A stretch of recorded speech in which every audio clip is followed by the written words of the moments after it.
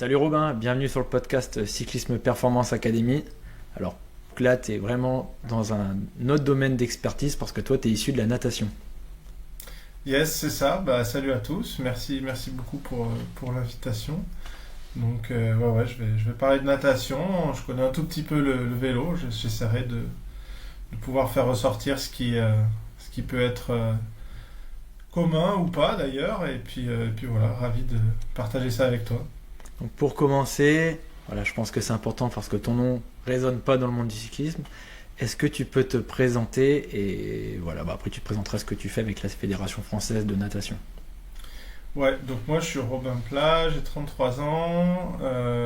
J'ai fait un cursus STAPS assez classique, je dirais, avec d'abord une partie plutôt management du sport, puis après je suis reparti sur l'entraînement. Donc, j'ai fait un master en management du sport, puis un master sport expertise et performance à l'INSEP. J'ai poursuivi en thèse, à la fois avec la fédération de natation déjà, et puis avec les labos de l'INSEP sur les marqueurs de l'intensité à l'entraînement, les marqueurs de la fatigue aussi. Tout en étant en fait préparateur physique du pôle espoir à l'INSEP et assistant coach. Donc pendant 4 ans du pôle France, du pôle espoir natation à l'époque. Donc avec vraiment un regard très très terrain. J'ai plus fait un doctorat pour mieux me former que pour autre chose à la base. Et puis entre-temps j'ai aussi eu le concours de prof de sport. Donc c'est pour ça qu'assez rapidement j'ai intégré la Fédération française de natation en tant que conseiller technique national. Et donc voilà, ça c'est un peu mon parcours, on va dire, universitaire.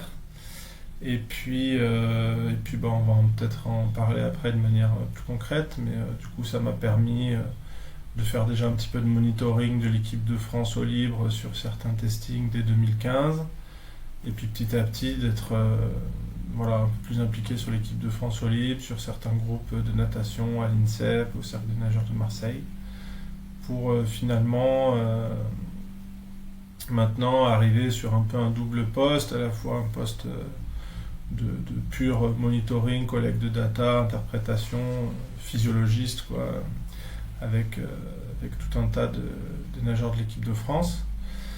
Et puis un rôle aussi qui nous concernera peut-être un peu moins aujourd'hui, mais de responsable scientifique, donc de mettre en fait en réseau et d'animer un peu l'équipe qui est autour de moi pour faire tout ce monitoring, monter des projets de recherche avec les universités et les grandes écoles.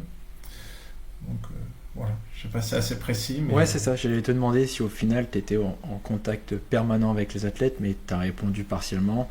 Tu es en fonction des stages, etc., mais t'es pas sur un pôle France tous les jours, tu es en fonction des rassemblements. Ouais, c'est ça. Alors c'est une super question parce que c'est un grand sujet actuellement. J'ai eu la chance donc pendant 4 ans, j'étais avec les gens de l'INSEP là, entre 2014 et 2017. Ensuite, j'ai entraîné 3 mois à Font-Romeu, ça c'était un petit intermède. Après, j'étais vraiment impliqué avec l'équipe de France au libre et avec les nageurs de l'INSEP. Mais là, donc, maintenant j'habite à Marseille, donc je les voyais pas du tout tous les jours. C'était comme tu l'as dit, en stage, voire uniquement en compétition. Néanmoins, et je pense qu'on en parlera, par contre, j'étais pas tout le temps avec eux, mais j'avais des données qui remontaient au moins de manière hebdomadaire sur certains indicateurs. Donc parfois j'avais l'impression d'être quand même en interaction assez régulière, mais effectivement pas trop de présentiel hormis ces fameux sports de stage ou de compétition. Et désormais là c'est un peu une envie, c'est pour ça que je suis content d'avoir cette question là, c'est que je vois aussi les limites de ne pas être suffisamment avec les athlètes. Et je pense que cette notion de proximité elle est importante, et c'est pour ça qu'à la fédération on va essayer petit à petit de développer ça, c'est-à-dire d'avoir un scientist à l'INSEP, un à Font-Romeu, un à Marseille, un à Toulouse, un à Antibes, je sais pas. Donc c'est quand même une ambition, même si je pense que voilà, par mes nombreux déplacements, j'étais quand même assez en proximité avec les nageurs. Parce que si tu peux résumer un petit peu comment fonctionne le haut niveau en natation, parce que autant nous en cyclisme, soit tu es amateur, tu es dans les équipes amateurs, et ça, souvent ils ont des entraîneurs perso, soit tu arrives dans le monde professionnel, tu as des entraîneurs qui sont entraînés par l'équipe, donc par exemple en cyclisme, les entraîneurs nationaux n'interviennent pas sur le monde professionnel. Alors vous, comment ça marche? Est-ce que je sais que tu as toujours des clubs de natation dans les grandes villes, tu as les clubs références, etc. Mais comment ça fonctionne en fait? Est-ce qu'ils sont entraînés par un entraîneur national et après ils dépendent du club, ou est-ce qu'au final ils ont l'entraîneur dans leur club et vous pouvez intervenir que lors des stages? Alors en fait c'est un peu un mix de tout ça, c'est un peu hybride, c'est-à-dire que ce qui est clair et net c'est que c'est quand même, hormis l'INSEP et Fonds qui sont deux structures d'État, où là il y a un entraîneur disons national, le reste c'est des clubs, on appelle nous des clubs d'excellence. Donc Marseille, Toulouse, Amiens, Antibes, enfin voilà, Canet, j'en oublie, mais voilà, là c'est vraiment la structure club, il y a l'entraîneur du club, et la fédération est en lien avec le club, mais pas plus que ça.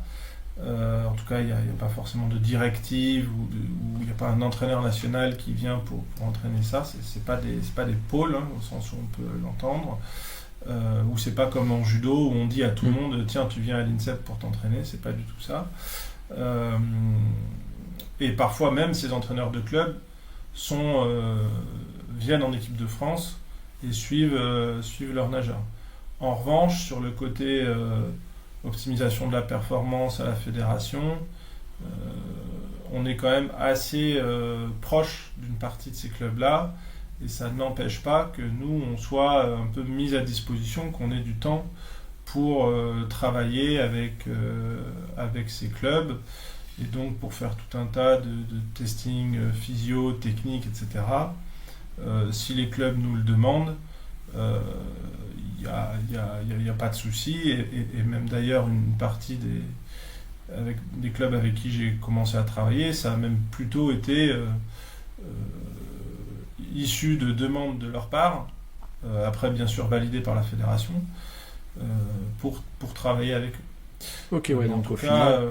il n'y a pas de centre national hormis l'INSEP et Fonds. Ok, ouais, donc au final, dès que tu as un club qui est demandeur, ou vous avez identifié des athlètes qui sont intéressants à accompagner, derrière vous servez de support pour pouvoir accompagner et optimiser, on va dire, sa perf, sans vouloir tout renouveler. Il y a l'entraîneur qui est en place, il a son staff, et toi derrière tu apportes ce que tu peux apporter et répondre un peu aux demandes. Ok. Voilà, même si je pense que c'est vraiment un côté spécifique à l'optimisation, je veux pas juger les autres environnements, mais on est un peu le seul pour l'instant, je pense, secteur où il y a un vrai lien qui peut se faire presque au quotidien avec les outils connectés et tout ça, qui permet de maintenir ce lien, et le fait qu'on soit cadre technique et qu'on puisse facilement adapter nos missions, etc.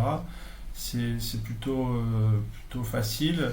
En revanche, je me permets aussi de rebondir là-dessus, c'est par rapport à ce que je connais un peu en cyclisme, c'est que nous, tous les entraînements, sauf exception, les nageurs sont avec leur coach, il n'y a pas d'entraînement à distance, etc. Et donc il y a quand même une grosse majorité qui est du temps qui est faite, prescrite par le coach, et où nous on va avoir peut-être un peu plus entre guillemets de mal à s'insérer, ou en tout cas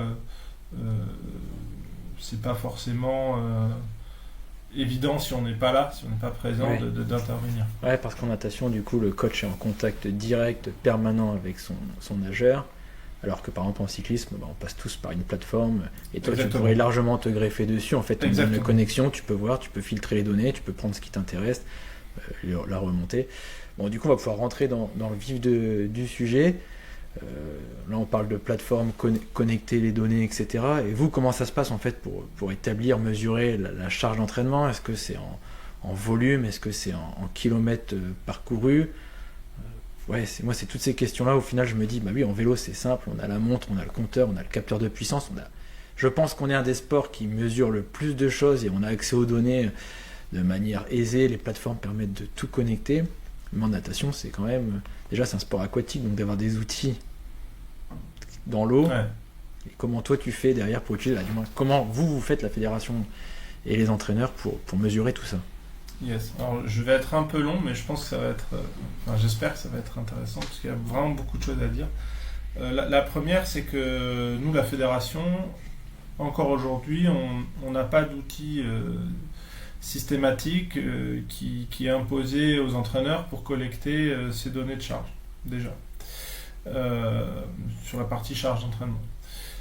La deuxième, c'est que, à ma connaissance, il y a peu d'entraîneurs qui quantifient vraiment l'entraînement, et pourtant certains ont été à Toulouse, notamment des précurseurs dans les années 90, et c'est ceux qui ont fait leur thèse qui ont permis de faire à Inigo Mujica sa thèse, donc c'était quand même des sacrés trucs. Mais depuis, je trouve que il y a quand même peu d'entraîneurs qui quantifient vraiment. Et en revanche, pour répondre très précisément à ta question, nous on est beaucoup sur le volume, et le volume en kilomètres. Donc ça, par contre, les nageurs savent très bien combien ils nagent en kilomètres sur chaque séance, par semaine, par mois, etc. On a des très bons repères là-dessus. Donc ça, pour le coup, c'est très bien fait. Après, est-ce que c'est mieux de le faire en volume ou en durée? Ça, c'est une autre question, parce que je pense que si tu regardes le volume de Florent Manodou en kilomètres, il n'est pas élevé. Par contre, si tu le regardes en durée, il commence déjà à l'être un peu plus. Et puis ensuite, quand on croise avec l'intensité, alors là, il y a vraiment, on voit vraiment tout. C'est-à-dire que tu en as qui vont faire des zones un peu classiques à 3, 5, 7 zones en fonction des seuils. On essaye de calibrer ça. T'en as, c'est plutôt donc sur les allures, d'autres c'est plutôt sur l'aspect physio. Ce qui est assez compliqué pour nous, c'est que en fait, on a 4 nages différentes, on a du matériel, des fois on fait des jambes, des bras. Donc ça, c'est vraiment mon sujet de thèse. Et en fait, j'en suis arrivé où quantifier ça de manière précise, pourtant je me suis beaucoup creusé la tête, je trouve que c'est très très difficile. Ouais. Et donc, pour moi, c'est pas... même un entraîneur ne peut pas réellement dire, ou un physiologiste, le meilleur qu'il soit, tiens, t'as passé tant de temps dans telle zone, tant de temps dans telle zone. En natation, ça me semble assez difficile par rapport à la façon dont on séquence et on segmente tout ça. Hormis si peut-être on mettait tout le temps les cardio. Donc là, ça fait écho à ce que aussi tu disais, c'est-à-dire que nous... capteur de puissance on n'a pas, on a des trucs qui peuvent compter les coups de bras, mais ça marche pas encore super bien, et même ça c'est pas vraiment de la puissance pure. On fait de temps en temps des lactates, mais c'est vraiment une fois tous les je sais pas combien. Et là les capteurs, ça y est, on commence à avoir les Polar Verity Sense là qui commencent à pas trop mal marcher et qui commence à être utilisé par un certain nombre de groupes. Donc peut-être que c'est ça qui va nous guider. Et moi, dans ce que j'ai vu qui fonctionne plutôt bien, c'est soit le RPE, classiquement, pour peut-être vraiment avoir une charge globale ressentie du nageur, faire une durée fois RPE, ça me semble être actuellement la meilleure solution si on veut un peu estimer la charge du nageur. Ou éventuellement d'avoir une sorte de Z1, Z2, Z3. L'entraîneur estime ça. Même s'il n'est pas archi précis au mètre près, on doit quand même, pouvoir avoir une sorte de tendance. Même si là, encore une fois, je ne connais pas le sujet sur le bout des doigts, mais tu vois, est-ce qu'on va... je sais qu'il y avait pas mal de publis là-dessus, pas trop en natation, mais est-ce qu'on prend le temps effectif, le temps avec les repos Moi, je me passionne de la charge d'entraînement parce qu'au final, c'est quand même un des... quand tu lis les publications, on te dit que la charge d'entraînement, c'est ce qui permet de faire progresser. Mais de l'autre côté, tu as des publications qui te disent que la charge, dès que tu multiplies par le volume, en soi, il faudrait soit découper l'échauffement, le corps de séance, la récupération. Dès que tu es sur le temps, en fait, c'est indexé. Donc, peu importe les charges que tu prends, plus tu passes du temps, plus la charge le chiffre va être important. Donc, en fait, je me dis, en cyclisme, on mesure beaucoup, mais vous mesurez ce que vous pouvez mesurer actuellement, quoi. Vous êtes quand même plus limité que nous. Alors, on est clairement plus limité. Et en fait, c'est pour ça que mon avis change un peu tout le temps. C'est-à-dire que, comme tu le dis, il y a tellement de façons de faire et de possibilités de faire des index, etc., machin, que j'ai pas trouvé une méthode idéale. Et donc, je comprends aussi pourquoi peut-être les entraîneurs ne collectent pas tout, parce qu'en fait, ça serait presque une perte du temps, C'est-à-dire qu'après, il faut toujours trouver son ratio. C'est comme les vaccins. Temps passé à recalculer tout. Bénéfices et contraintes. Et là, la contrainte est forte. Quand on veut commencer à faire les choses bien, et comme tu dis, tout découper, échauffe, machin, tout ça. Peut-être que tout le temps que tu passes à faire ça, il va pas t'apporter vraiment grand chose. L'équilibre est pas top. Ouais, puis en plus, comme tu disais, avec les différentes nages, à mon avis, tu as des coûts énergétiques en plus qui sont différents en fonction de l'expertise du nageur. S'il passe sur tel type de nage, la charge peut être différente. Ouais, au final, ça reste. Tu vois, moi, je me pose la question sur plein de choses, et dans le monde de la charge en cyclisme. Et j'en reviens souvent au final que le RPE, c'est ce qui marche, le mieux. T'as pas besoin d'avoir plein d'outils, tu peux le mettre en place dès les plus jeunes catégories. T'éduques l'athlète à formaliser ses sensations. Et en soi, c'est facile. C'est une difficulté entre 0 et 10 multiplié par le volume. Donc ça se fait assez bien à l'échelle de la séance. Un fichier Excel, ça se fait. C'est ça, c'est pour ça que je trouve que c'est assez facile à faire. Et en termes de dose ressentie, je trouve que ça me semble assez précis et facile à comprendre. Donc sur ça, je trouve que ça m'a l'air le mieux pour estimer le total de charge, en tout cas que j'ai vu jusqu'à présent. Ce qui est plus difficile, c'est justement la distribution des intensités.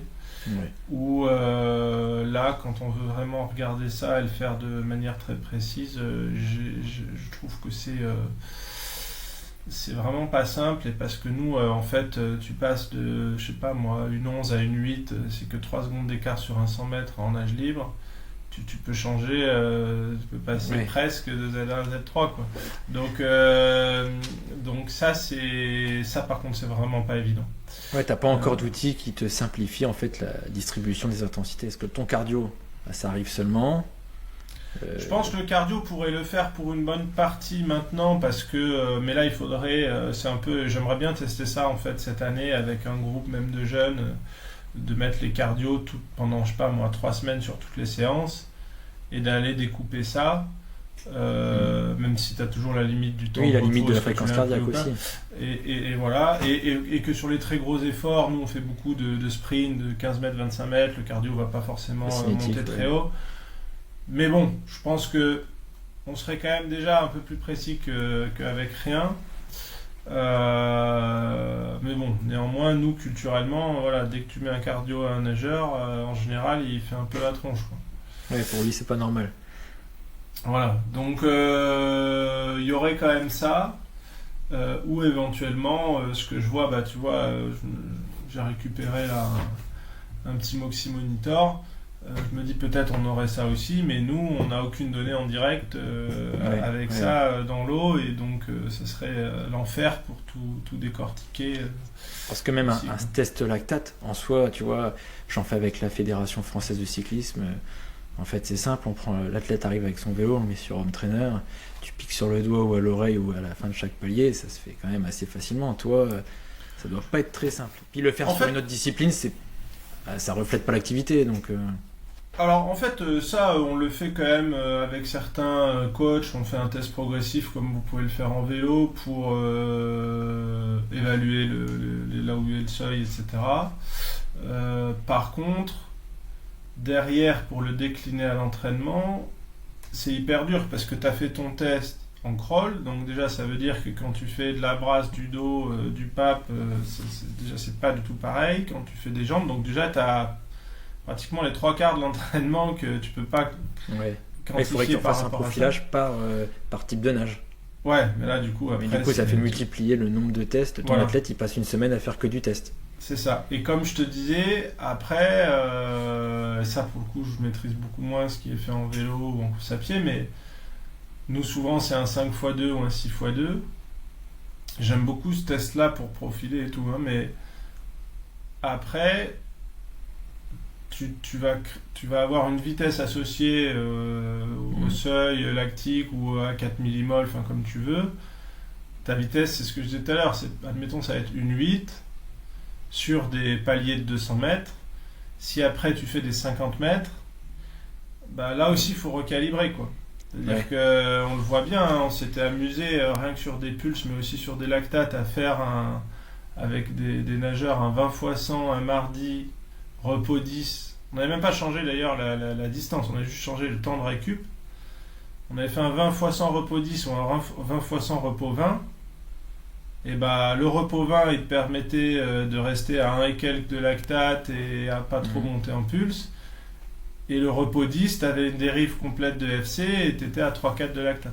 Ouais, donc tout ça, c'est quand même plus compliqué où au final, vous n'avez pas cette chance-là, comme nous, de pouvoir mesurer aussi facilement. Non, ça, c'est vraiment l'enfer sur ça. Ouais, donc au final, tu as quand même le coach qui est vachement important sur sa réflexion et tu as quand même tout est basé sur une partie de sa réflexion sur comment il va mettre en place, il cible bien sur t'as quand même c'est pas une part de hasard, mais tu fais des probabilités en disant bon voilà, mon athlète faut qu'il nage à tant et pour ta distribution de l'intensité, c'est que de l'estimation, quoi. Ah ouais, complètement. Tu peux pas dire à la fin de l'année, tiens, toi, on voit que tu as passé un cap sur telle durée. En plus, je t'ai pas posé la question, mais en plus, vous avez multitude de distances, multitude de nages, multitude de pratiques, et au final, d'un point de vue énergétique, tu balayes de la filière glycolytique jusqu'à, tu vois, je sais même pas à partir de combien de mètres tu considères qu'on est sur un effort plus orienté endurance par rapport à un sprint. Je vais te répondre juste après à ça, mais juste avant, c'est ça, hein, c'est beaucoup le coach qui estime lui-même. Après, je pense que les coachs, ont l'expérience et tout ça. Et puis, aussi, on a culturellement pas trop de personnes qui sont là aussi pour faire ça. Hein. Donc, je pense que c'est lié à ça. Hein. L'entraîneur peut pas non plus tout faire, à mon sens. Et en revanche, quand même, là où je trouve qu'ils sont super forts, et voilà, un mec comme Philippe Lucas qui souvent dit qu'il aime pas les datas. Lui, pour avoir fait, j'ai dû entraîner de temps en temps, coacher des séances qu'il donnait à ses athlètes quand c'était pas là. Il te dit, tu vas aller à telle allure, telle allure, telle allure. Alors c'est pas forcément très physiologique, hein, c'est plutôt, comment on appelle ça, le pace based là, je sais plus comment, voilà. Mais pour le coup, il a ses repères et il sait très très bien à quelle allure il veut. Oui. C'est nageur. Alors c'est assez empirique, mais pour le coup, il y a quand même, on a vraiment des repères sur les allures. Oui, lui, il a ses repères, il connaît les valeurs, les perfs max de son athlète. Voilà. Et s'il veut le faire travailler quelque chose en particulier, il met en place des choses derrière. Donc on a souvent cette entrée-là qui est beaucoup plus basé sur par rapport à l'allure de course, tout ça, que basé sur une réponse physiologique. Alors bien sûr, moi ça me perturbe en tant que physiologiste, mais je pense que les entraîneurs en natation ont une grande capacité sur ça. Je trouve que ça a l'avantage d'être très compréhensible par les athlètes. Typiquement Philippe Lucas, je pense que c'est un de ceux qui, entre guillemets, s'embête le moins avec des éducs, des trucs, et donc ils ont une part quand même assez importante de nage complète en crawl qui fait que il peut utiliser ça, je pense, de manière assez efficiente. En revanche, c'est aussi là où, à mon sens, tu peux quand même t'as un risque d'être trop souvent trop fort, quoi, hein. Parce que toutes les fois où tu peux pas respecter l'allure théorique, tu vas être au-dessus de ce que tu devrais faire, quoi. Et puis du coup, comme tu peux pas contrôler l'intensité de manière directe, en soi, tu peux arriver sur des périodes où l'athlète est un peu en surcharge d'entraînement. Et toi, c'est aussi pour ça que moi j'avais déjà lu tu avais bien développé le HRV en natation. J'y reviendrai après. Temps collecte. Pour le coup, sur ça, on a... Ouais, vous êtes, on va dire, spécialisé sur ce que tu peux mesurer à côté. Comme tu es limité dans la pratique pure, en fait, tout ce que tu peux mesurer à côté. Mais ouais, c'est hyper intéressant. Tu vois, je me dis, juste avant qu'on fasse le podcast, j'étais en train de faire un plan d'entraînement. Donc moi je suis sur Nolio, j'ai la plateforme qui me collecte tout et tout, je me dis bon voilà je peux mesurer, j'en ai un qui a rajouté un bracelet Whoop, tu vois, donc j'ai le Whoop, tout arrive sur une seule plateforme, et toi à côté en fait t'as juste l'entraîneur qui est présent sur place, mais après l'entraîneur voit ses athlètes, donc au fur et à mesure il les connaît par cœur, il voit direct si la nage se dégrade, c'est peut-être qu'aujourd'hui il est pas au top, donc t'as l'échange aussi qui fait que moi je l'ai pas forcément à distance, je suis pas aux entraînements avec mes athlètes, donc je peux pas permettre de faire des retours, alors que toi l'entraîneur il voit que l'athlète est pas top aujourd'hui, bon bah il réajuste la séance quotidiennement. Ouais, Mais bien donc sûr. toi du coup quand tu bosses avec différents entraîneurs, bah, en fait ils doivent tous avoir une vision un peu différente, même s'il y a une finalité quasi identique, la perf sur 100 mètres, sur 200 mètres, mais ils ont tous une manière différente d'aller chercher la perf. Ouais, non, mais ils ont tous une manière différente, ils ont tous une manière à la fois d'entraîner, ou pour ceux qui quantifient, même de quantifier, comme je disais tout à l'heure. Après, comme tu le dis, c'est essentiellement l'œil du maquignon et le ressenti qu'ils ont. Et je pense que voilà, encore une fois, moi je suis impressionné par je pense l'expertise qu'ils ont juste avec leur œil et le fait de voir les nageurs, etc. Mais c'est vrai qu'on est quand même, quand on discute, du coup, c'est quand même beaucoup d'hypothèses et rarement des vrais data là-dessus. Ça, c'est pour ça qu'on essaye petit à petit de faire bouger un peu ça. Alors sur la partie évaluation, on a quand même, j'en ai pas parlé, mais il y en a quelques-uns qui bossent avec, je sais pas si dans le monde du vélo c'est une référence, mais avec Jan Olbrecht sur l'évaluation des capacités énergétiques, VLA max, VO2 max, des trucs comme ça. Donc ça, il y a quand même des choses qui arrivent un petit peu, et nous on a essayé de le faire, notamment avec l'eau libre, de regarder ça, mais par contre de le calibrer derrière à l'entraînement, là c'est vraiment dur.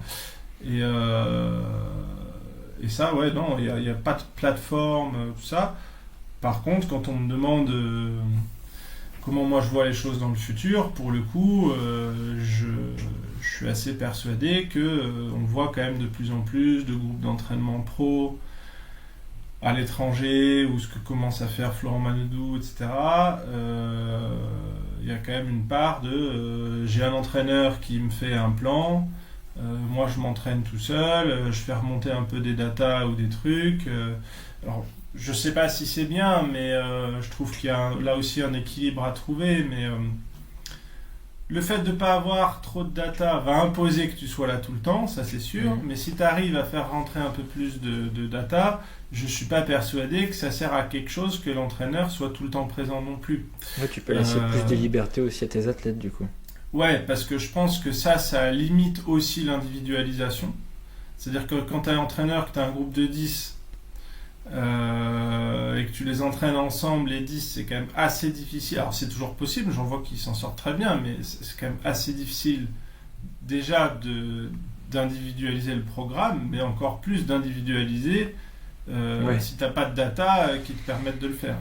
Ouais, telle allure pour tout le monde aujourd'hui, bah, peut-être pour un aujourd'hui, ses seuils ont évolué, il a progressé, il fait la séance encore en endurance, alors que l'autre d'à côté, il est au début du deuxième seuil et la séance est commune et ça n'a pas le même effet d'un point de vue physio. Exactement. En fait, tu vois, je me dis, tu as encore au fichier Excel et au bloc de notes pour réfléchir, alors que nous à côté, bah, entre guillemets, c'est facile. J'imaginais un peu plus, tu vois, je pensais qu'il y avait plus de mesures que ça, alors qu'au final, tu peux arriver avec ton athlète, ton entraîneur qui bosse à l'ancienne, il peut te dire, il n'y a pas de distrib d'intensité, il y a...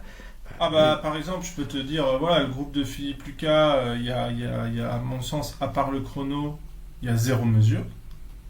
Sur la partie entraînement, je parle. 0. Après, sur... c'est peut-être l'extrême, c'est un peu le contre-exemple peut-être, mais après, sur la majeure partie des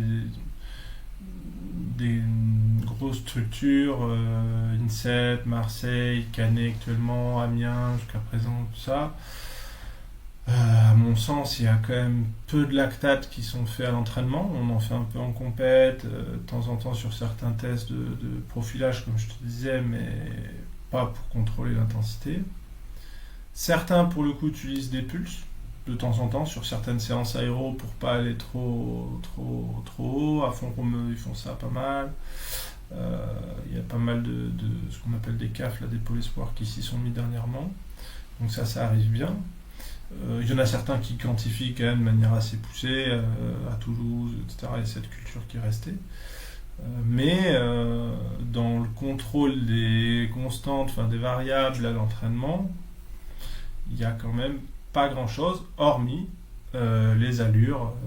Ouais, c'est la seule chose que vous pouvez mesurer et au final, ce que tu es capable de retrouver, même pour tes athlètes, pour avoir un parcours sur 100 mètres, en fait, c'est le chrono dans tous les cas. À 100 mètres, le but c'est de nager le plus vite, donc c'est votre référence. Ouais. Au final, j'avais Adrien CDO qui nous avait montré l'application qu'ils ont développée avec vous. Tu tapes le nom d'un athlète, en fait, tu es capable de trouver depuis ses championnats, depuis les plus jeunes catégories, tout son parcours, par exemple un historique sur 100 mètres, et tu peux voir ses progressions et tout. Au final, nous, c'est plus difficile parce que même vous, ça reste un 100 mètres, peu importe dans n'importe quelle piscine. Ah oui, non, soit c'est sur ça, on a des belles données, oui. Soit c'est un bassin de 25 mètres, soit c'est un bassin de 50 mètres, mais dans tous les cas, voilà, ça reste la même chose. Alors que nous, au final, tu fais un test VO2, ça va être tel protocole. Tu vas faire un test PMA sur le terrain, mais oui, mais tu le refais dans une autre ville, tu n'es pas sur le même terrain, donc tu auras des valeurs différentes. Donc, ouais, alors que vous avez quand même, d'un côté, la galère de collecter des données et de manière pas facile de trouver tous ces éléments-là. Nous, de l'autre côté, on a tous les éléments, mais on n'a pas la standardisation du terrain ou des compétitions. Ouais, c'est clair. Et je pense que ça se...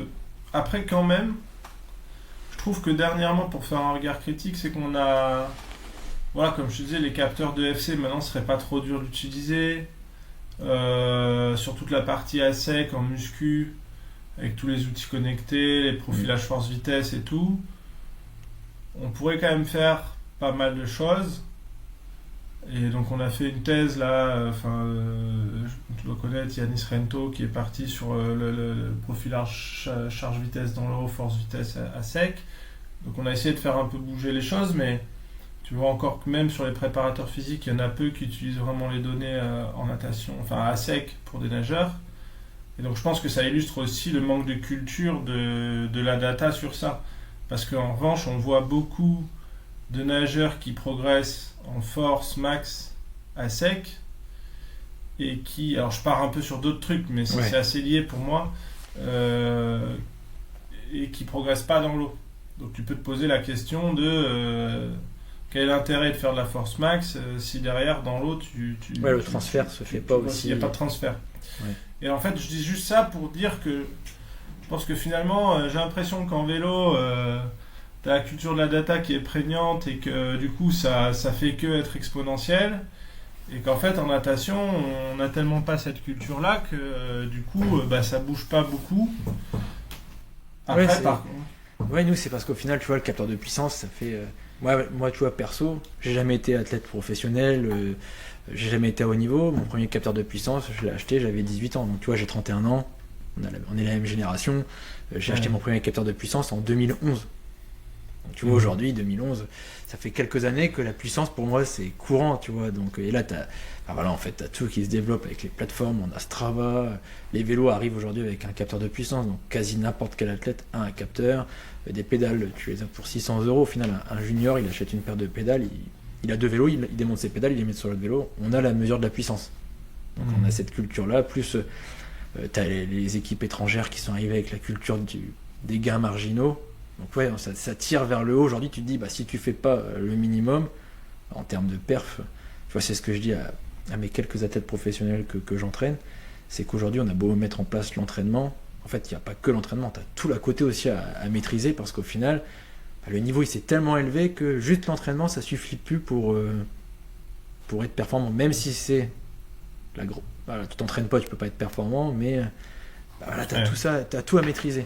Alors que vous de l'autre côté, c'est pareil, mais en fait, sur l'entraînement, tu vois, nous on se pose les questions, est-ce que c'est mieux de polariser, est-ce qu'il faut avoir un entraînement pyramidal et tout. Toi, en fait, tu n'as pas de mesure directe sur tout ça. Ouais, non. Nous, tu regardes les études, ça entre course à pied et vélo, en fait, t'as plein d'études là-dessus. Et toi, en fait, c'est encore comme tu dis, l'œil de Maquignon, la méthode de l'entraîneur et le peu de mesures que tu peux avoir.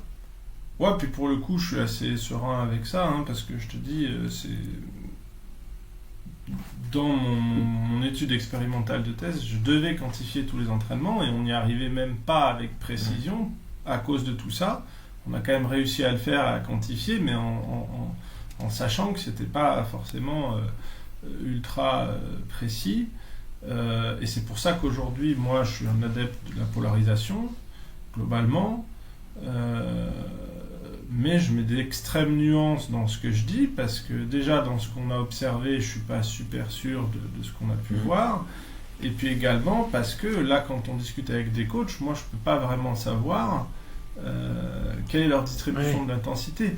Et comme je te disais, on a fait dans une étude sur Axel Raymond, qui était champion du monde du 25 km, on a essayé de tout quantifier avec sa coach sur 6 mois. La façon dont moi j'ai quantifié ça il y a 6-7 ans, aujourd'hui je le changerais, et ça changerait complètement la distribution qu'on a sortie dans un papier.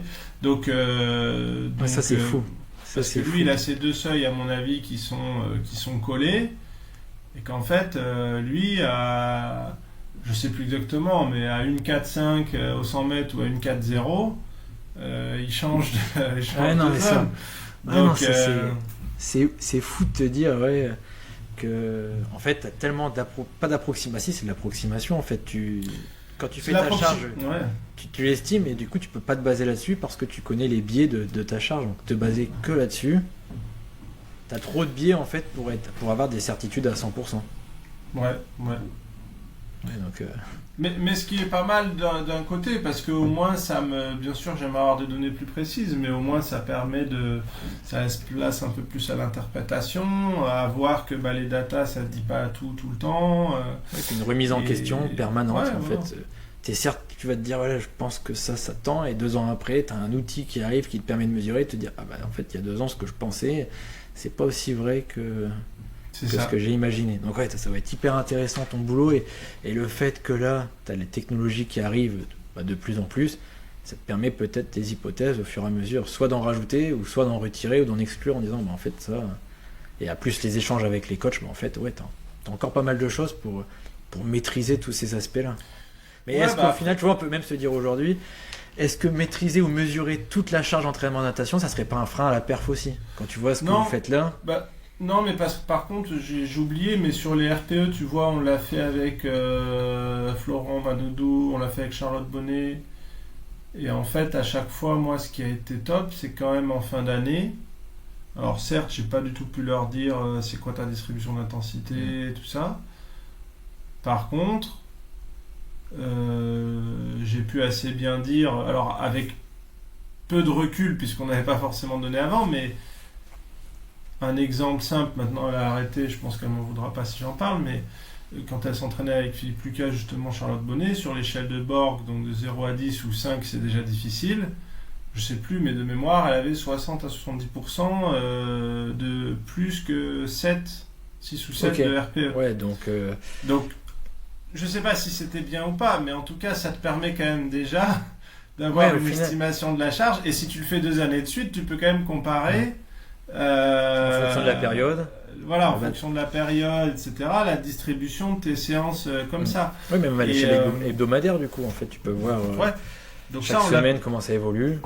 Ça, on l'avait bien vu, et avec Florent, on a ça aussi, et on l'a sur plusieurs années, donc tu peux aussi voir comment c'est à croiser, et c'est ça qui est cool pour nous avec la perf, puisque là, la perf chronométrique sur 50, alors tu as toujours des trucs techniques, etc., mais voilà, c'est des choses qu'on commence à essayer de faire là, avec une autre thésarde en maths qui va essayer de combiner un peu ces données pour avoir un peu plus de billes. Et sur cet aspect RPE, je trouve que c'est en ça où il est quand même intéressant pour voir comment tu as ressenti le truc sur différentes périodes. Ouais, plus la collecte, au final, ce qui se fait assez bien.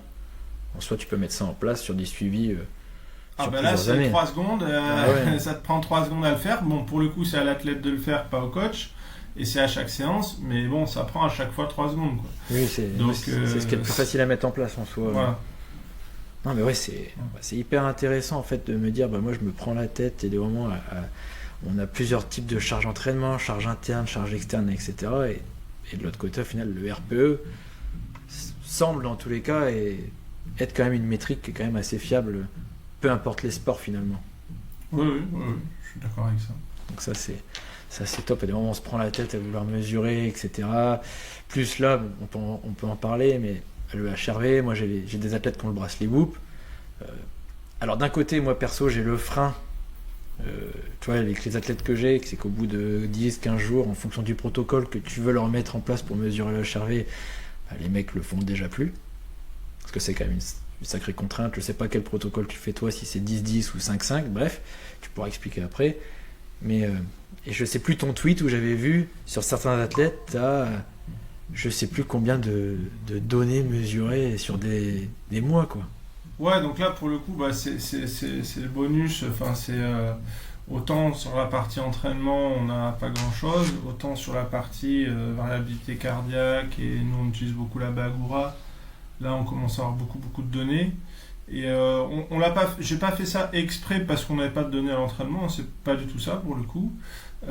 Mais pour la petite histoire quand même, après je vais en parler, mais moi dans le cadre de ma thèse, j'avais besoin de me former à la variabilité cardiaque. J'ai fait la formation qui était faite par l'INSEP, là, 4 ou 5 fois 3 jours. J'ai lu quelques publis.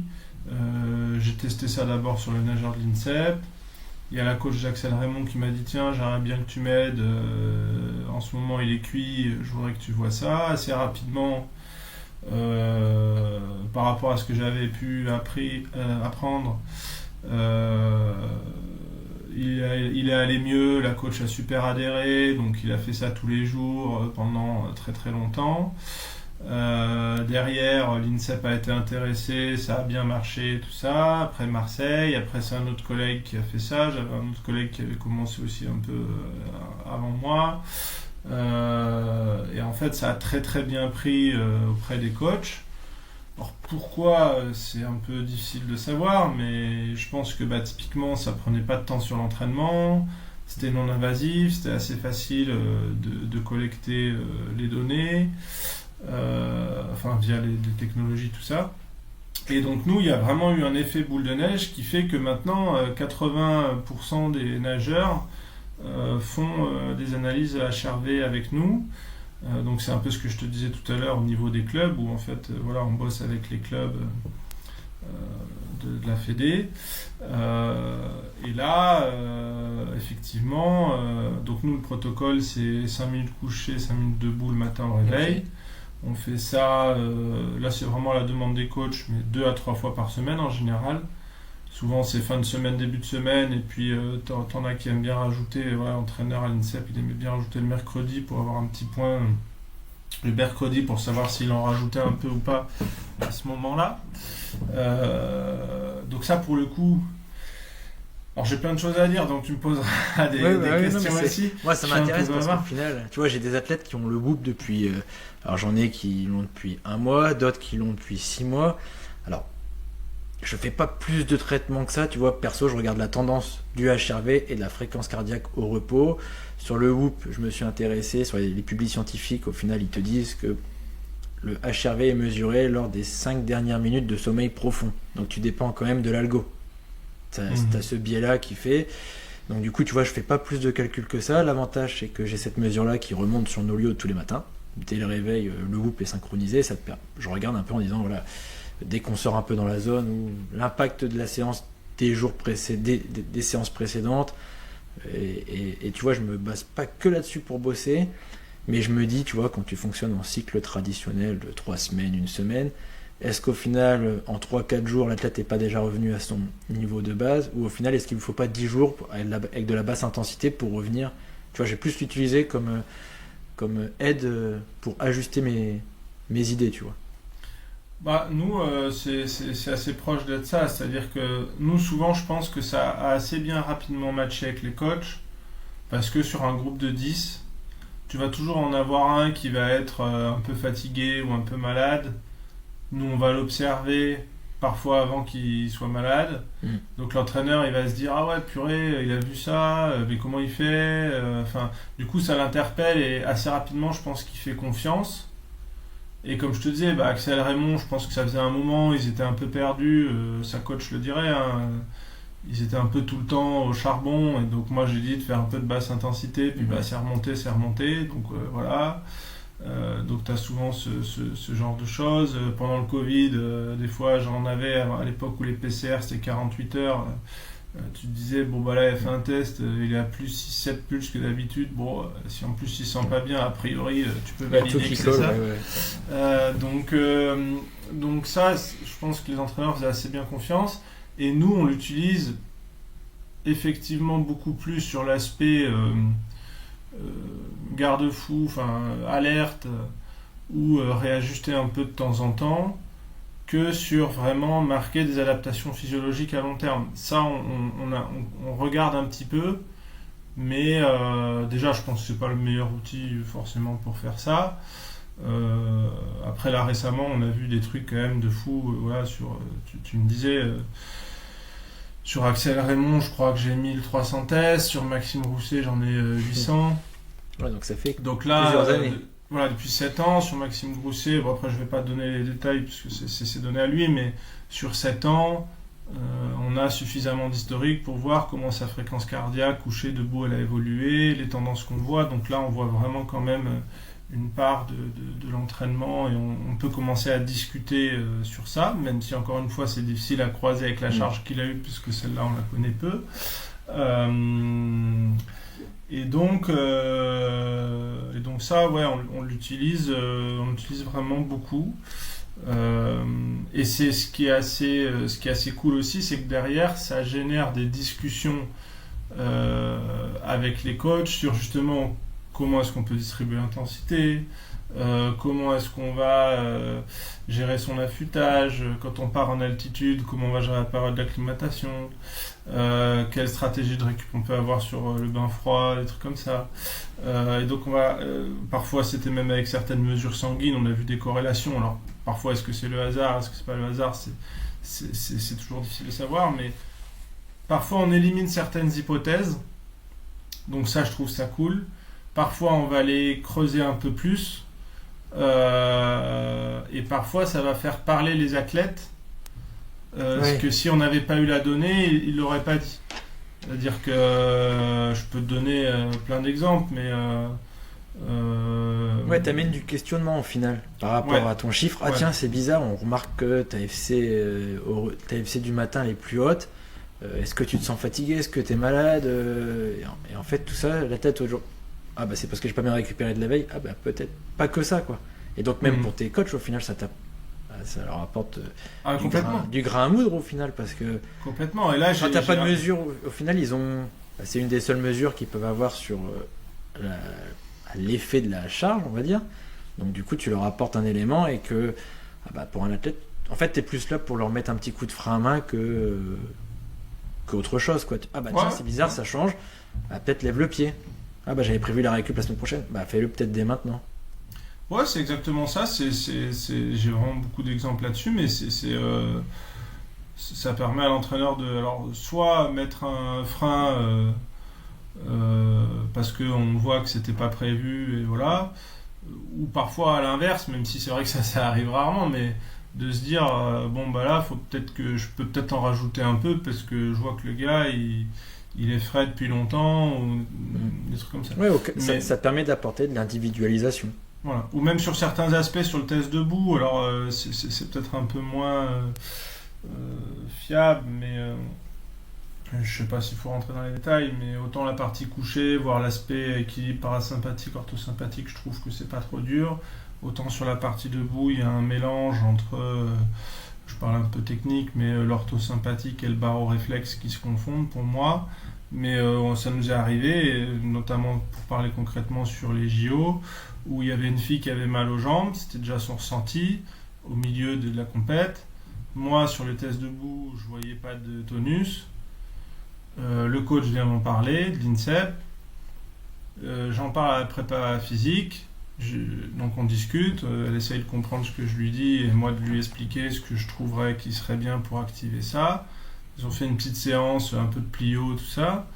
Et le lendemain, c'était x10 la valeur que moi je regardais debout. Alors pareil, peut-être c'est un hasard, peut-être voilà. Mais l'intuition. En tout cas, c'est un process d'individualisation, ça fait partie d'échanger des compétences et des hypothèses au sein du staff, et en plus, ça peut donner confiance à l'athlète. Oui, dans ce cas-là, oui. Dans ce cas-là, oui. Dans ton exemple, oui. Ça serait l'inverse, tu dirais, ouais, comment tu justifies... Ouais, mais voilà, c'est toujours compliqué. Voilà. Et tu parlais que tu bossais beaucoup avec Oura, les bagues Oura, et tu as fait une petite comparaison entre ton protocole 5.5 et la mesure que Oura te ressort après la nuit de sommeil. Ouais, je l'ai fait, mais je l'ai pas fait scientifiquement ou d'un point de vue c'est-à-dire j'ai pas fait des purs stats. Tu as fait sur quelques athlètes qui avaient j'ai regardé comme de ça. faire les deux. J'ai regardé tes valeurs, ça semble cohérent ou... Et ça semble assez cohérent. Sur moi déjà, je l'ai fait. Sur certains athlètes qui avaient du coup à la fois le protocole HRV et la Oura. Et on l'a même vu sur 2 nageuses qui avaient Oura, HRV et qui prenaient leur mesure du cycle hormonal, du cycle menstruel. Et on a vu les mêmes résultats on a vu par exemple une baisse de la fréquence cardiaque sur Oura et sur HRV juste au moment des règles ou juste avant les règles. Et donc ça pour moi, c'est-à-dire que souvent ça va dans le même sens. C'est-à-dire que si tes pulses sur le HRV elles baissent, tes pulses sur la Oura elles baissent, etc. C'est pas forcément la même valeur. Oui, pas au même chiffre exactement. Mais en général ça va dans le même sens. Même si ce qu'il faut quand même savoir aussi, parce que là j'avais un peu bossé le sujet, c'est que t'as pas non plus forcément ta fréquence cardiaque de nuit n'est pas forcément ta fréquence cardiaque du matin. Même si en général elle est assez bien corrélée, c'est pas forcément tout le temps ça. Et peut-être que même quand c'est différent, ça peut peut-être vouloir dire aussi quelque chose, quoi. Typiquement, peut-être que tu as des pulses encore un peu hautes en milieu de nuit et puis tu es en train de récupérer et puis en fin de nuit, elles commencent à être plus basses, des choses comme ça. Après, nous, du coup, c'est vrai que sur la Oura, on a un peu 2 utilisations, c'est-à-dire que tu as le profil des nageurs à qui on a voulu mettre la Oura pour le sommeil, exclusivement, c'est-à-dire qu'ils avaient déjà le HRV protocole 5.5, on a voulu rajouter le sommeil, la Oura pour bosser sur le sommeil. Donc là on va pas trop regarder le HRV. C'est pour ça que je suis pas allé trop, j'ai pas pris le temps en fait trop de faire les comparaisons. Et après on a le profil des nageurs qui veulent pas faire le HRV comme tu disais le protocole, mais qui du coup veulent bien utiliser la bague parce que ça leur prend pas de temps. Et là on va quand même essayer de se servir des données HRV qu'on collecte sur la Oura, et je rejoins totalement ce que tu disais, c'est-à-dire que peut-être que c'est pas hyper fiable ou ça ne donne pas autant d'infos que ce que donnerait le protocole HRV. En revanche, tu as une donnée tous les matins, tous les jours, quand tu regardes la tendance, t'es quand même à peu près dans le vrai, je pense, et ça pour suivre à la fois les nageurs et quelques athlètes là en plus, tu vois que c'est assez propre là-dessus, quoi. Donc je trouve qu'il y a une belle... quand on parlait de ratio, ça te coûte rien à part de connecter ton téléphone en Bluetooth et de charger la bague une fois tous les 5 jours, et tu as des données tous les jours.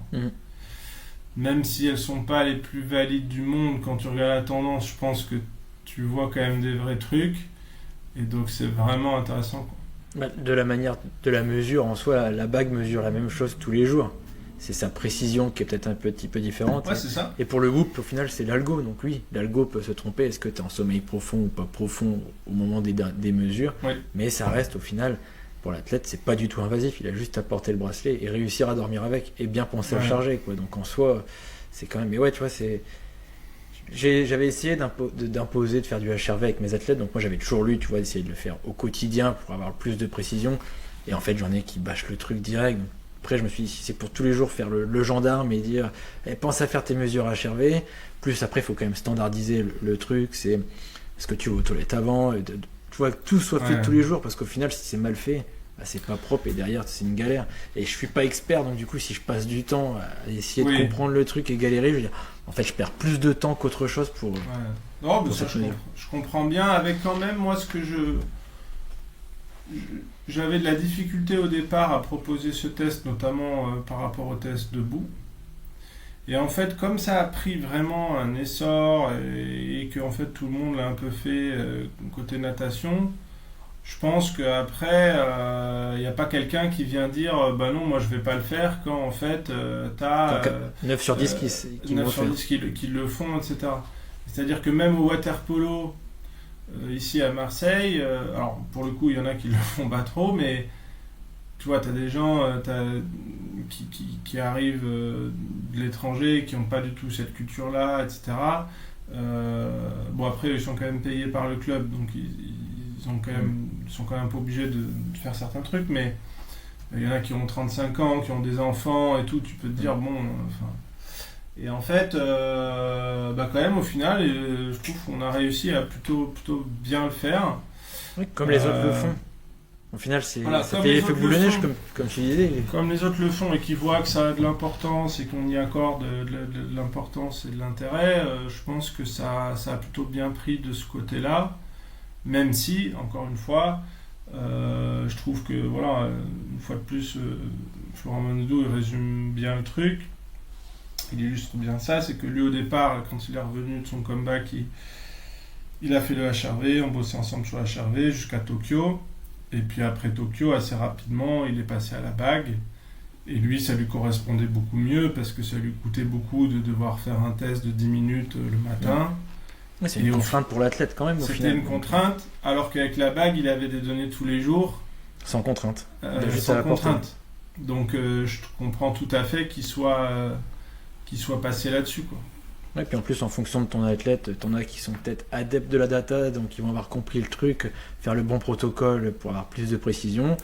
Et t'as ceux qui ils comprennent pas forcément l'intérêt ou qui ont pas envie. En fait, la bague ou un bracelet, c'est la solution pratique pour toi derrière. Donc au final, ça revient aussi sur ma question de domaine d'intervention. Au final, quand tu fais du HR avec des athlètes, en fait, il y en a, ils le font même quand t'as pas forcément une visu sur eux toute l'année, mais ils font le HRV toute l'année. Donc toi, quand tu arrives sur des stages, etc., tu peux déjà quantifier où est-ce qu'ils en sont. Ah bah ça, par contre, c'est ça qui est top, et je pense que c'est un peu dur je veux pas paraître prétentieux, mais pour le coup, je pense que si on me demandait la chose qu'on fait le mieux, pour moi, c'est ça. Ouais. C'est-à-dire que toute l'année, et ça renforce l'intérêt pour moi d'être en équipe de France. C'est-à-dire que sinon, si j'arrive en équipe de... Enfin, c'est ce que je dis souvent là, hein, tu vois, par exemple, Léon Marchand, il fait pas de HRV avec moi ou quoi. En équipe de France, je vais lui donner un surmatelage, je vais lui dire, tiens, voilà, on va faire un plan de nutrition, tout ça. Je vais aider un petit peu, mais à la limite, j'ai envie de dire, presque n'importe qui pourrait faire ça. Par contre, les athlètes que je suis toute l'année, dont j'ai les données, on va mesurer encore ces données-là sur des grands championnats. Là, tu vas plus facilement pouvoir dire au coach, ah bah attention, d'habitude il a telle valeur, il vaudrait mieux faire ça, ou on va beaucoup plus... Oui, tu as cette expertise-là, voilà. Plus le fait d'avoir de l'antériorité sur les données. Et après, c'est des tendances. C'est aussi pour ça que, alors maintenant je le fais un peu moins, mais parce que je donnerai un exemple après, mais quand tu as de l'antériorité sur les données, ton niveau de confiance sur ce que tu vas regarder est beaucoup plus important. Et donc ça, c'est aussi l'intérêt d'en faire plutôt 2 par semaine ou 3 qu'un seul, parce que derrière, tu as collecté beaucoup de données, c'est beaucoup plus facile. Cette année-là, il y a un nouvel entraîneur à Marseille. Il m'a demandé quand est-ce qu'on fait le HRV, mais bon, pour la première partie de saison, il me disait qu'il n'allait pas forcément trop adapter. C'était des nageurs que je suivais déjà. J'ai dit, écoute, j'ai déjà plein de données, si tu n'as pas envie de leur demander de le faire 2 fois et que tu veux le faire qu'une fois, fais-le qu'une fois. Moi, j'ai suffisamment de données pour te faire des commentaires. Okay. Et quand il faudra aller un petit peu plus loin dans la charge, si tu veux un peu plus de retour, là, peut-être, il faudra le faire de manière plus régulière. Donc après, ça, on s'adapte aussi en fonction des moments et de ce que souhaite le coach. Parce que après, c'est sûr que à l'inverse, si tu as un nageur qui fait, et je pense que nous, ça nous est arrivé pour le coup, 2 ou 3 tests par semaine pendant 45 semaines et que tu fais pas de changement pendant 40, même 44 semaines, je suis pas sûr que ça soit là aussi un rendement énorme. Non, mais c'est intéressant. Et au final, juste question pour un point de vue curiosité, et toi qui as développé ça, à partir de combien de temps en fait tu peux te dire tu as une tendance sur le HRV? Est-ce que au final, au bout de 15 jours, tu peux déjà te dire, ou non, il faut peut-être déjà 2 mois de données pour... En fait, j'ai pas envie de dire ça dépend, mais en fait, moi, au bout de 3-4 tests, je peux déjà discuter. Ouais, tu vois la tendance du coup. Si j'ai 3 tests et que je vois le 4e, je peux déjà discuter et te dire par rapport aux 3 premiers, voilà ce qui se passe. Ok. Maintenant, pour un peu que ces 3 tests où tu étais un peu stressé, tu avais des soucis, etc., peut-être que je vais mal estimer ton profil, etc. Donc après, plus tu vas avoir de tests, mieux ça va être. Ouais.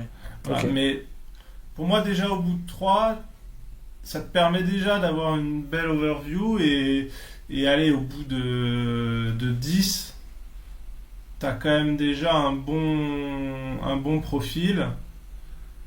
Et après, par contre, c'est vraiment... là, ce qui va prendre du temps, c'est de regarder les périodes. Là, tu vois, on essaye de faire un bilan. J'ai un collègue qui a fait voilà, les bilans de cette année de certains nageurs. Et il allait regarder ce qui se passait un mois avant les championnats du monde, pendant les championnats du monde, ou les championnats d'Europe, tout ça, et pour essayer, ou en altitude. Donc ça après, là, ça demande plus de temps, quoi. Ouais. Non, mais ouais, c'est hyper intéressant au final, tu vois, et ça me motive à continuer à m'intéresser un petit peu à ça, parce qu'au final, non, mais t'as le côté adaptation à la charge et de te dire, bah, tu vois, est-ce qu'au final, t'as fait un gros cycle d'entraînement, bah, est-ce qu'il a besoin de 8 ou 15 jours pour récupérer et, bah, Alors après, c'est aussi le problème, et c'est ce que je te disais tout à l'heure, c'est... Bon, déjà, il faut quand même toujours garder à l'esprit que faut que ça soit bien fait, comme tu disais, et parfois peut-être qu'on le vérifie pas suffisamment. Moi, ça m'est arrivé d'avoir des gens qui, pendant qu'ils faisaient le test debout, ils faisaient pipi. Oui, bah oui, du coup, ça te donne une valeur où... Enfin, c'est ce que je te disais. Si tu maîtrises pas tout, en fait, tu as une valeur comme ça, le lendemain, elle est comme ça, et le surlendemain, tu dis, bah, c'est pas cohérent par rapport à ce qu'il a fait, il y a une valeur qui déconne. Donc ça, il faut bien leur rappeler. Et après, ce qui est très difficile, c'est l'aspect prédictif. C'est-à-dire en combien de temps tu récupères ou en combien... À la limite, ça, on peut à peu près voir. Mais c'est qu'est-ce qui est bon. C'est-à-dire, et là, on revient à un peu le débat entre est-ce que je fais de la surfatigue ou pas. Est-ce que je fais de la récup passive? Est-ce que je fais de la récup active? Est-ce qu'il va nager 2 fois par jour? Qu'est-ce qu'on lui donne? Le volume? Voilà, en fait, tout ça, c'est... Ouais, mais même, je voulais dire, est-ce que si tu identifies un niveau de fatigue, par exemple, combien de jours tu vas tolérer un niveau de fatigue important? Est-ce que c'est 3 jours, 10 jours, 20 jours, pour que derrière, ça génère des adaptations? Et ça, moi, là, actuellement, j'ai pas la réponse du tout. Et même pour tous les nageurs pour les nageurs que j'ai suivis beaucoup, bah, même pour eux, je suis pas trop capable. Je peux te donner mon avis, mais je peux pas du tout te dire avec certitude. Et t'en as certains qui vont tolérer la charge, peut-être plus que d'autres, parce qu'aujourd'hui, ils arrivent, ils étaient en très bonne forme avant, tu mets la charge, ils encaissent, et celui qui arrive, qui est un peu fébrile, en fait, il va pas l'encaisser autant. Oui. Ah bah ça, pour le coup, on le voit quand même très bien, et notamment sur l'INSEP, on l'a vu plusieurs années de suite, où les anciens toléraient quand même beaucoup mieux que les petits jeunes qui arrivaient et pour qui c'était très dur. Donc ça, on le voyait assez bien. Mais encore une fois, même pour un même individu, même à charge égale, comme tu disais tout à l'heure, pour peu que un coup il est en études, il n'est pas en études, un coup il est en couple, pas en couple, tout ça. Oui, tous ces paramètres-là qui peuvent influencer le quotidien. Mais c'est ce qui, je trouve, à la fois le biais de la variabilité cardiaque, parce que tout a une influence sur tout, tout a une influence sur ça, et à la fois c'est ce qui va te permettre de mieux décortiquer et de parfois aller chercher des trucs. Nous, on a eu souvent l'inverse, c'est-à-dire, j'ai en tête un nageur où on pensait qu'il était en surcharge ou enfin surentraînement, etc. Et en fait, il avait, alors là encore, peut-être c'était un hasard, mais il avait ses dents de sagesse qui poussaient, je sais pas quoi, il les a enlevées. On voyait sur la HRV qu'il y avait des problèmes, quand il les a enlevés, le profil HRV il a complètement changé. Ouais, donc ça te reste. Au final, ça te donne des pistes. Après, il faut trouver peut-être la cause du pourquoi, mais ça donne des pistes. Et du coup, ça t'oblige à discuter et chercher.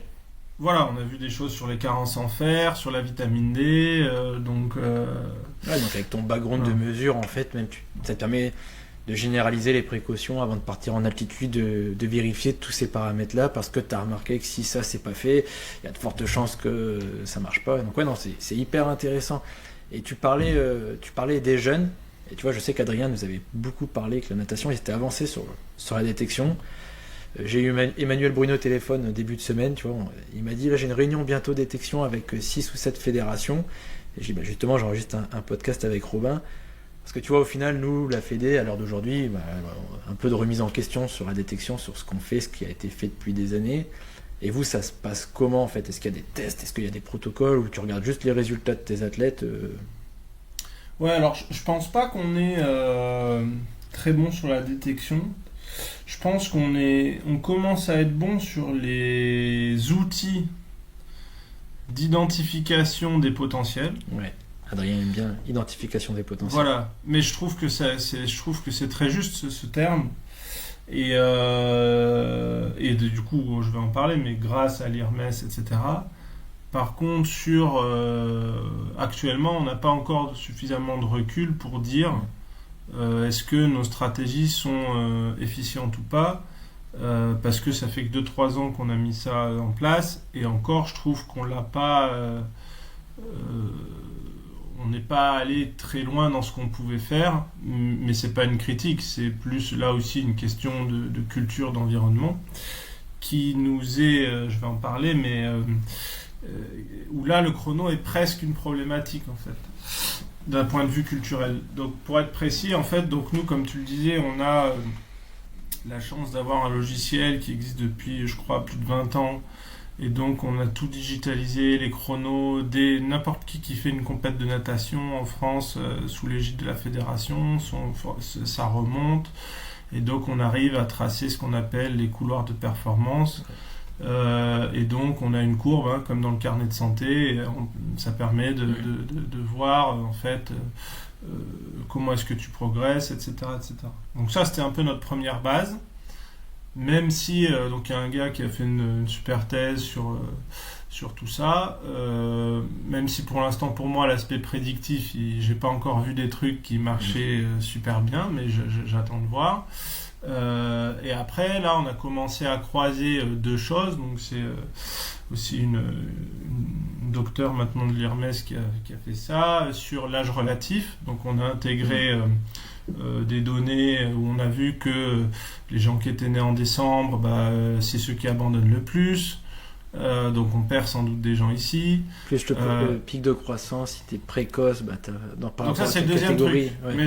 Mais sur l'âge relatif, on a vu que même dans nos process de sélection chez les jeunes, c'est quasiment que des gens qui sont en début d'année. Ouais, quand on fait des championnats, voilà, Benjamin, quasiment toutes les médailles c'est début d'année.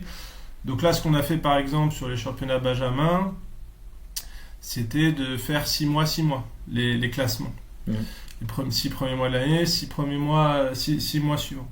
Ça a fait aussi des débats, parce que soi-disant on donnait trop de médailles, c'était pas bien parce qu'on faisait croire aux gens qu'ils étaient bons. T'as un fort taux d'abandon pour les jeunes, parce que le jeune qui est né en fin d'année, il est pas sélectionné, et du coup il risque plus d'abandonner le sport.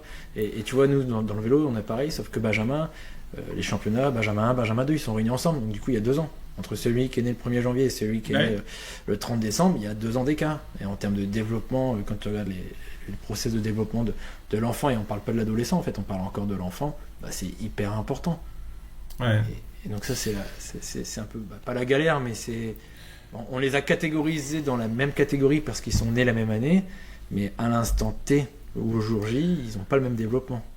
Ah non, mais c'est clair. Bah, du coup, ce qu'on a essayé de faire, c'est ça. Alors, au début, on l'a fait chez les juniors, puis on s'est rendu compte que nous, les juniors, je crois, ça commence à 14 ans ou 15 ans. Et ils avaient déjà passé leur pic Pic de croissance, ouais. de croissance. Donc, on l'a fait chez les benjamins. Là, on va le faire dans 10 jours encore. Et on a fait des rééquilibrages, donc là aussi, grâce à l'IRMES et tout. Donc on a fait des classements après rééquilibrage et Adrien m'avait montré. Voilà, En donc fonction de l'âge et par rapport à ton pic de croissance, en fait, par rapport à ton temps, on t'enlève ou on te rajoute c'est ça. Pour simuler que tout le monde a le même. Quand tu regardes les chronos d'aujourd'hui, tout le monde aurait le même âge. Voilà. Et donc, issu de ça, là, ça fait 2 ans que nous, on a mon collègue pourrait en parler mieux que moi, mais une liste des 100 qui sont en fait des jeunes qu'on va identifier pour un peu, voilà, les listes de haut niveau et les accompagner sur certains trucs. Et il y en a, je crois, quand même encore 80 qui sont basés sur uniquement les chronos. Et puis, il y en a 15-20 qu'on va sélectionner par rapport à ça. C'est-à-dire qu'on va aller regarder des gens qui ont été plutôt bons, mais qui sont peut-être pas dans nos critères de base, mais qui sont soit nés en fin d'année, soit en retard sur leur pic de croissance, etc. Donc on a commencé à faire ça. Je crois que ça a bien éveillé les consciences côté de la DTN et tout ça, donc c'est en route. Avec quand même la limite de sur le pic de croissance par exemple, bon, c'est un peu dangereux quand même parce que peut-être qu'il y en a, ok, ils n'ont pas passé leur pic, mais on ne sait pas vraiment s'ils vont grandir ou se développer après. Donc bon, on a quand même peu de retour là-dessus. Et après, pour te répondre, on a encore actuellement pas de test physio ou quoi, ou associé à ces gens-là. On n'a pas encore forcément réussi à mettre ça en œuvre.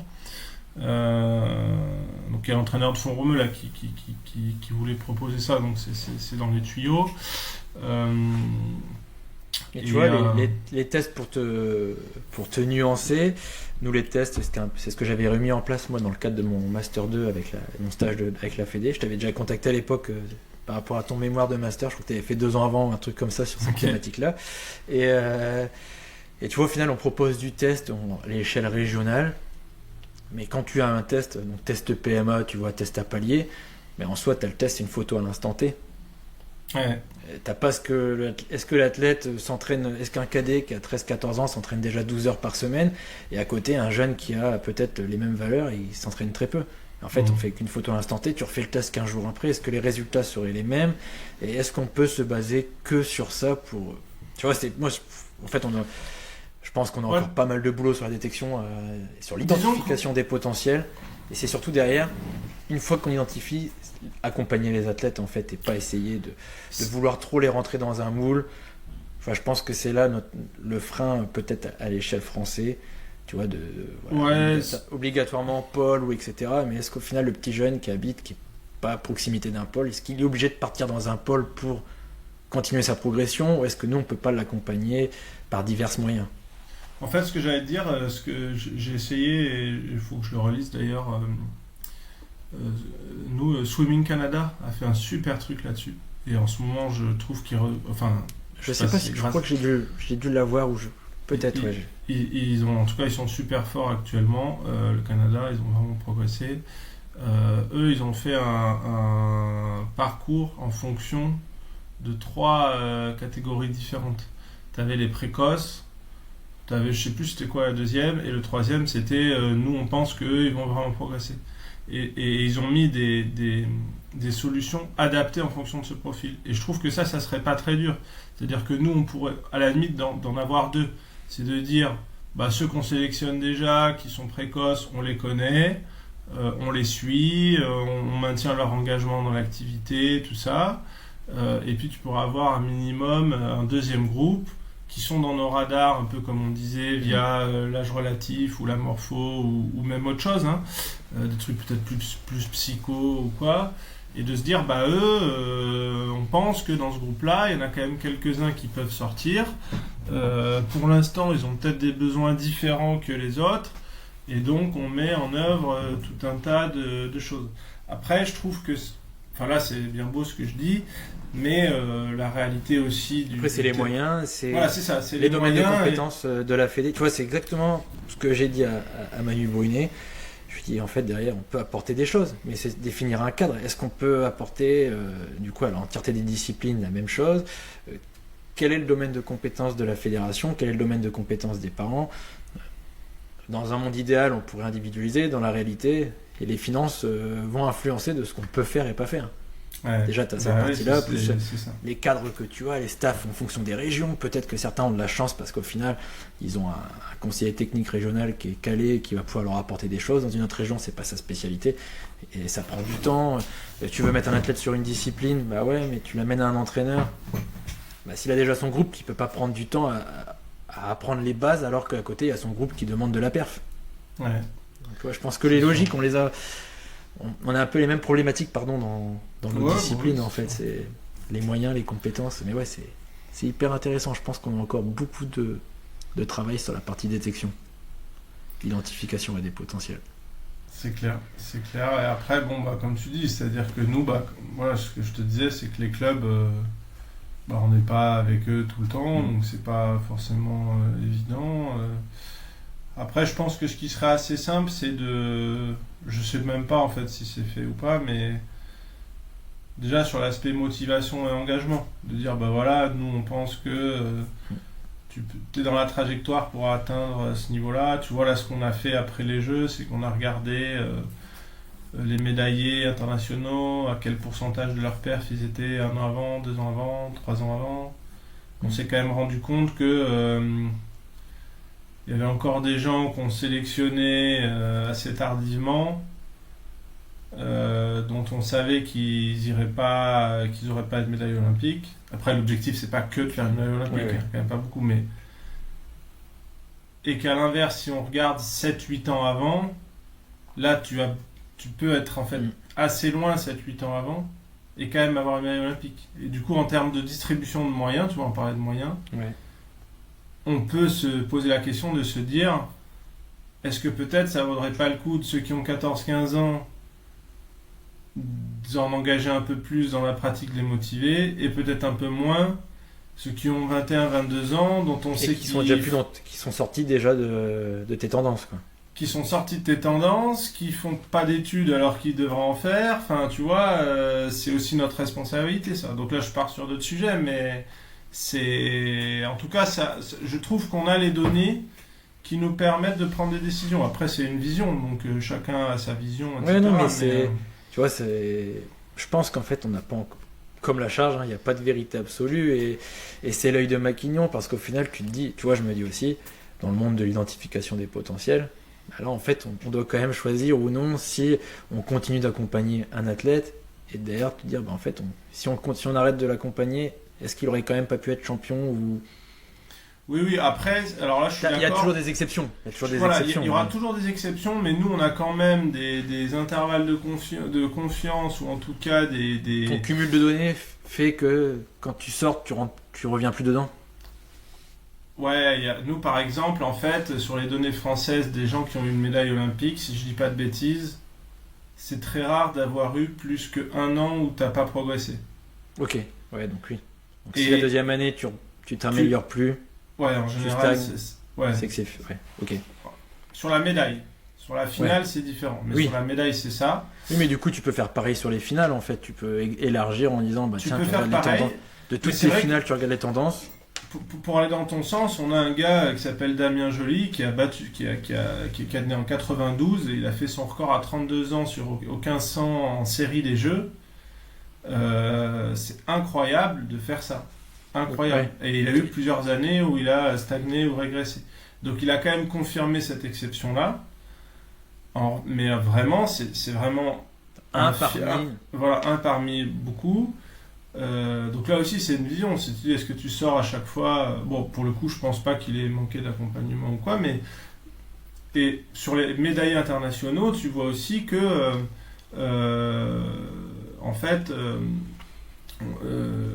nous, la première médaille, l'âge où tu as ta première médaille olympique en individuel, si à 25 ans, tu n'as pas eu de médaille olympique en natation, c'est très, très, très, très peu probable que tu en aies une par la suite. Je crois que c'est arrivé sur un garçon, là, cette année, qui en a eu, c'est un 80, je sais plus combien, mais il avait quand même fait 2 ou 3 JO. Et sinon, c'est très très rare, ça, en fait. Donc, 25 ans, ça commence à être beaucoup. C'est-à-dire que nous, en général, il y a ceux qui ont plus de 25 ans qui sont plus trop dans les radars, tout ça. Voilà, mais... Ouais, non, mais c'est le big data qui te permet quand même de faire ça avec le cumul de données. En fait, tu regardes les années auparavant. Si l'athlète progresse sur sa discipline phare, bah, tant mieux. S'il ne progresse pas au bout de la 2e année, en fait, celui-là, ça vaut peut-être le coup de plus l'accompagner, de mettre des moyens sur un jeune qui potentiellement... Mais ouais, après, encore une fois, c'est une vision, mais je trouve que c'est voilà. Moi, je suis pas du tout pour dire on évince les gens, et j'ai vu ces exceptions, donc... non, c'est pour ça, c'est vaste. Ça te permet quand même d'orienter, de discuter un peu plus. Et d'avoir ta politique fédérale sur comment on met en place la chose. Dans tous les cas, il faut des critères. Il y aura toujours des déçus. Et après, pas des moyens limités. Le haut niveau reste intraitable. Hein. Moi, j'aime bien bosser là-dedans, mais tu vois, je pense qu'après, il faut avoir quand même conscience de ça, quoi. C'est ce qu'à mon sens, parfois, certains sportifs n'ont pas conscience, ou en tout cas trouvent pas leur équilibre à cause de ça, quoi. C'est hyper dur. C'est clair. C'est hyper dur de se dire il y a une liste des médaillables au ministère, et en fait si t'es pas médaillable et que t'es je sais pas 7e mondial, t'es pas sur la liste ministérielle, sur certains trucs, alors que t'es un expert de ta pratique, quoi. C'est hyper dur. C'est clair. Et pour conclure le podcast, j'aurais dû te poser cette question-là au début. Est-ce que tu peux brièvement expliquer les différentes épreuves, tu vois, d'un point de vue surtout physio-énergétique, en fait? Qu'est-ce que tu considères comme des disciplines d'endurance et des disciplines de sprint? Tu vois, les JO, je pense que ça va être important. On a vu ça, la natation en JO, elle a été quand même assez mise en avant. Et au final, qu'est-ce qui est du sprint et qu'est-ce qui n'est plus du sprint à partir de combien de mètres, en fait, tu vois? Ouais, carrément. Et du coup, ça va me faire penser, ça va me faire je pense, le lien avec ce qu'on a dit pour nous. Mais bon, bref. Nous, on a uniquement le 50 qui peut s'apparenter à du sprint. Et encore, quand on regarde les données, sur un 50 mètres, t'as quand même, a priori, dans les simulations là, qui ont été publiées, t'as quand même pas loin de 40% de contribution aérobie. Donc ça, faut l'avoir en tête. Donc, c'est pas du pur sprint comme un 100 mètres en course à pied. Après, pour moi, tu as vraiment 2 épreuves mixtes qui sont 100 et 200, où tu as le 100 mètres un peu plus d'anaéro que d'aéro, mais tu as quand même une bonne part de l'aéro, et on voit en fait que la vitesse d'ajustement de l'O2 elle est importante chez les meilleurs nageurs du monde sur le 100 mètres. Le 200, du coup, c'est un peu l'inverse, mais ça reste très très lactique encore, hein. C'est le temps d'effort d'un 800 mètres en course à pied. Okay. Et le 400 commence à être, je pense qu'il faut encore un peu de capacité anaéro, mais ça commence à être quand même vraiment sur de l'aéro. Et puis quand tu passes le 800, là t'arrives sur de l'endurance. Et ce qui est assez rigolo, tu vois, c'est une hypothèse que j'ai en ce moment, c'est qu'en France, alors à part Léon, on n'est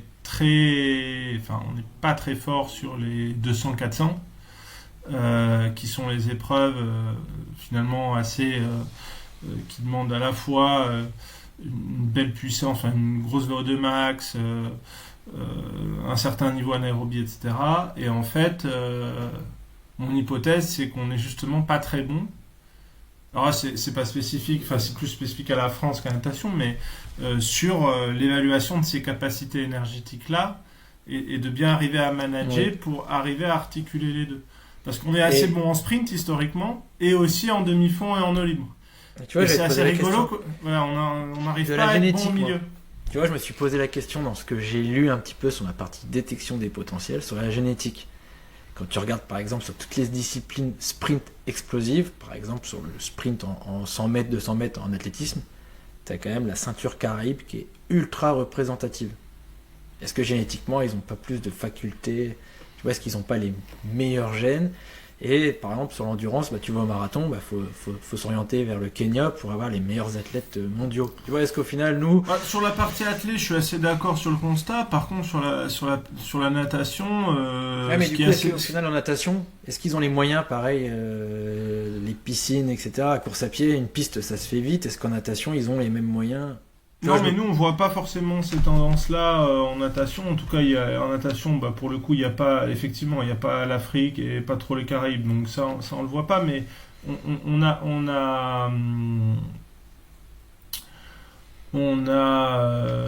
quand même, je veux dire, au niveau continental, ou les Américains, tout ça, il y en a qui arrivent à avoir un spectre de nage assez important et d'épreuves et de distance.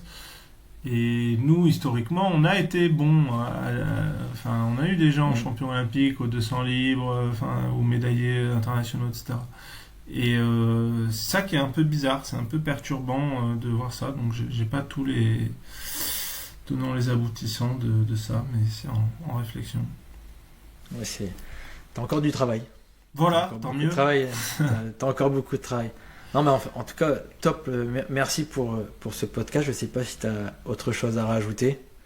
Non, merci parce que... On pourrait encore en parler des heures parce que oui, c'est clair. Plein de thématiques, des questions, je pourrais t'en poser et répondre sur la charte. En fait, il y a plein de choses à dire. En fait, surtout quand tu es quelqu'un qui est dans un autre domaine d'expertise et de compétences que toi, c'est mais hyper c'était intéressant. super cool. Et puis moi, à chaque fois, ces questions me font réfléchir et me donnent des idées. Donc c'était super cool de ta part d'avoir ces questions-là. Donc c'est vraiment top. Donc voilà. Je te remercie. J'espère que ces questions-là et tes réponses apporteront aussi des réponses et des questionnements aux auditeurs du podcast. J'espère. Et comment on peut te retrouver du coup si quelqu'un a une question? Les réseaux? Oui, Twitter. Moi, c'est surtout Twitter. Vous pouvez me retrouver facilement sur Twitter ou sinon, mon adresse mail, c'est robin.plat@ffnatation.fr. On peut m'envoyer un mail, il n'y a pas de souci. Ça marche. Je te remercie d'avoir pris de ton temps pour répondre à mes différentes questions. Merci beaucoup, Maxime. Merci. Salut. Ciao, ciao.